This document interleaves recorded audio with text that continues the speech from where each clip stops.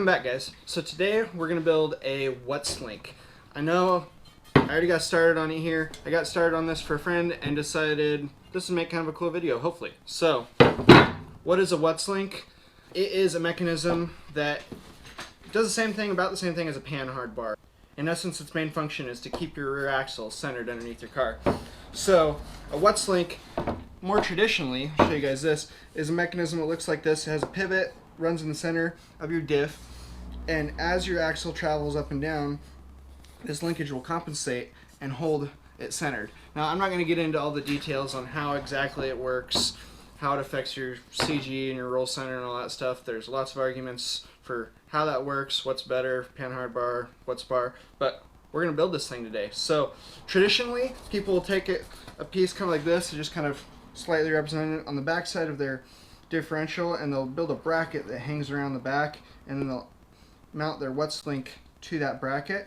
But I'm going to try a little different design. I've seen a couple people do it, but most of the time they're casted pieces. But I'm going to build a truss directly into the diff pan. So this is a 8.8 Ford rear end, so a Ford Mustang. A buddy of mine's drift car we're making this for. So let's get started.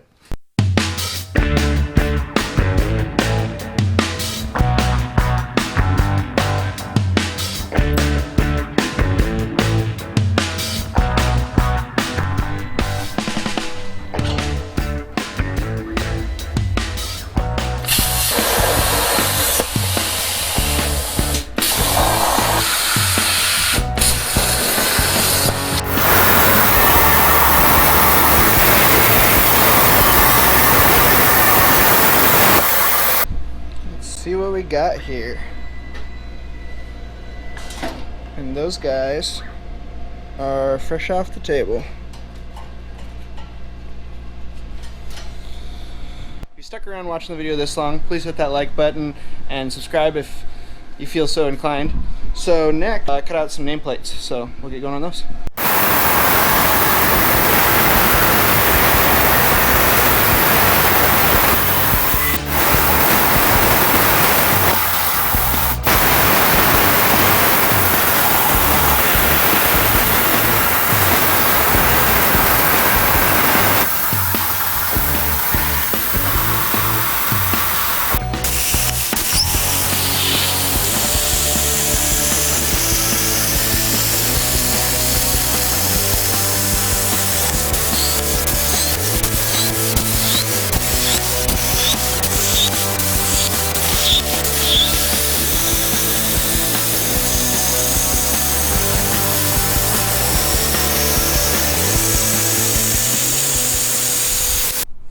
Okay, so we got everything cut out here.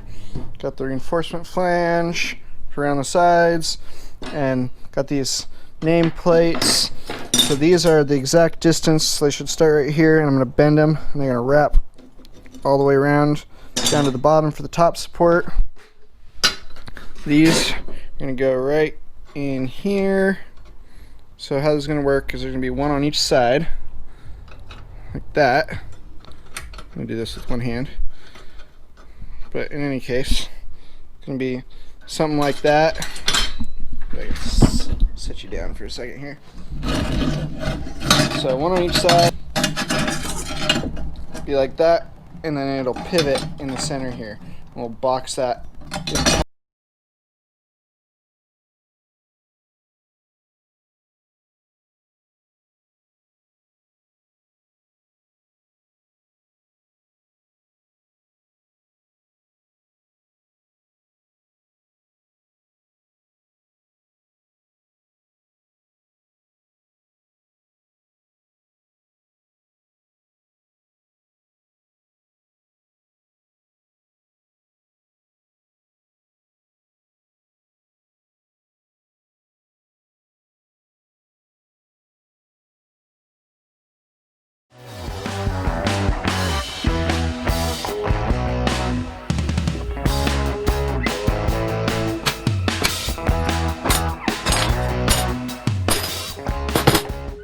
Okay, so we got all our parts cut out.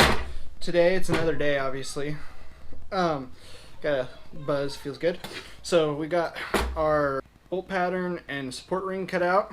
That's going to go over top of this like this. Lines up pretty well. We got our side trusses. So these guys are going to go over here and stack side by side. You didn't quite see it in the video. I cut these out of 16th inch and then realized that was just not really strong enough, so I cut them out of 8th inch, which should be fine when they're all trussed together.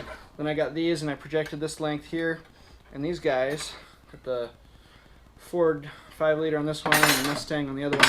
What we're going to do with these is they're going to sit right here and wrap along there, and then what I'm going to end up doing is boxing this in, and I'm going to machine out another slug that will sit up here and serve as the cap, and then our bell crank will go in here and pivot. So let's get started on it.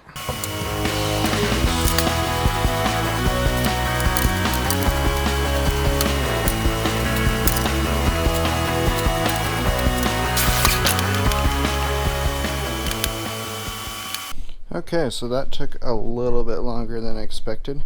Got it all tacked up, a little bit of welding on it, all trussed out. I gotta get my top slug that goes up in here, and I want to tack that in before I tack this piece in. But I think it's looking pretty cool. We got Mustang Ford 5-liter. So we're just gonna have a little bell crank that we're gonna cut out in there. I got the bearings machine. We're gonna go get the bearings machined. Not the bearings, I'm sorry. Basically the race for the bearings. It's going to weld into our little bell crank there. So got to get that machined out.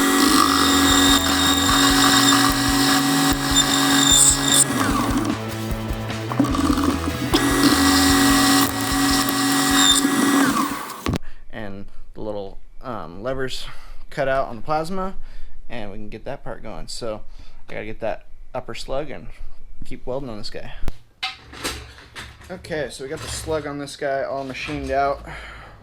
That's going to be the upper part here.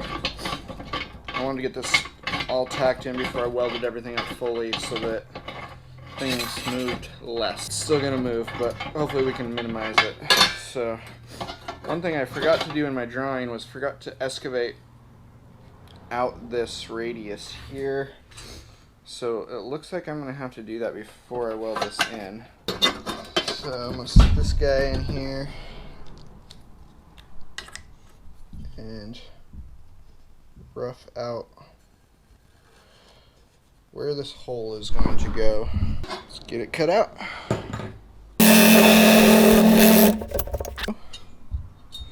Got a nice clean little radius on that now.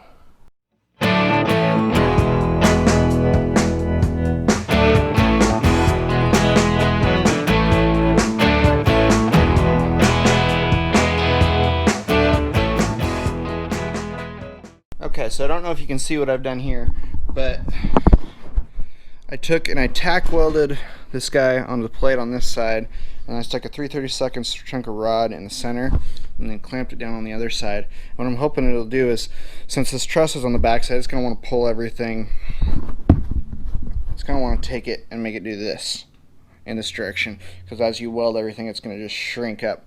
So what I wanted to do is I wanted to preload it in the other direction just a little bit so that we could help try to avoid some of that. We'll see how it works. I'm gonna just kind of let it cool off there. Got a couple of, I don't know if you can see them, nice little tiny beads going on here. I was having some issues up here. You can see there's just like a little bit of porosity right in there. I'm gonna have to grind that out and redo that. I ended up changing out the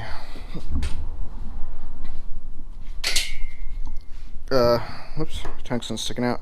But I just stuck a regular diffuser on the torch, and I had the lens on there, and for some reason, I don't know if I got a bad batch of lenses, but I ran into this a couple weeks ago too, and with my lens on I was getting porosity. So that should be the exact opposite of what should be happening. Should actually be getting a better weld out of it with that gas lens, but we'll see. So I'm gonna let this cool down. I think I'm gonna go draw our center bell crank while we're waiting for that to cool down. So let's keep going.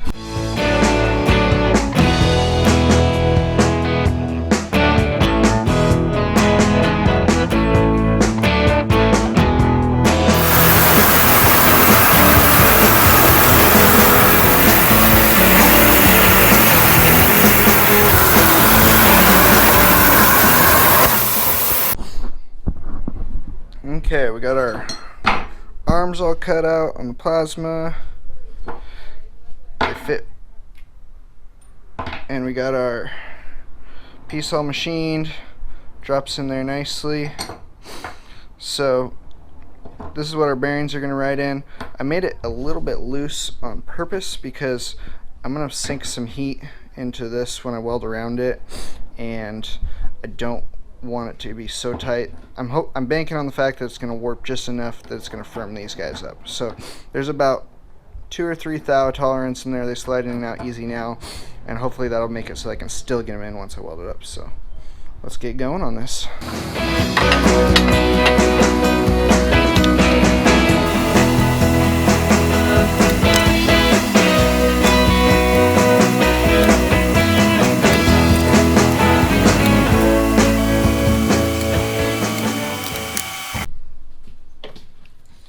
Bearings all set, all welded up, and there we go. Seeing if this fits. So it should be a little loose because I made it to be able to stick a couple shims in there. So this is it. Not quite done with it. Still have some welding to do on it, but we'll finish that and later on. Really pleased how it turned out. I like how everything was trussed in. I like the Mustang insignia, the 05 liter. Turned out pretty well. Bearings are super tight. It feels really rigid. So if I were to do anything different, I probably would make some sort of fixture to bolt it down while I welded it. But hindsight, it's still pretty flat. Some RTV on there, it'll be just fine. So down the road, hopefully we'll be making a second video on, we still have to make the links for this and the brackets that hook to the frame rail, and maybe we'll even get some footage of this thing on the drift track, which would be cool. So if you enjoyed this video, please leave a like and subscribe if you want to see the next part of this that we might be doing here. Also, if you think a little plasma cutter like we're using today would be something that you would use down the road or be a nice addition to your garage, check them out in the link in the description. They have a new package out that is about $300 to $400 less than what I paid for everything with mine, and they have a new, better quality torch and machine that comes with it, and more stuff for about $400 less than I paid for mine, which is kind of frustrating. But if you go check them out in the link in the description and purchase, if you end up purchasing one through that link, it will help this channel out. So I'm going to say thanks in advance for that. Thanks for watching, guys.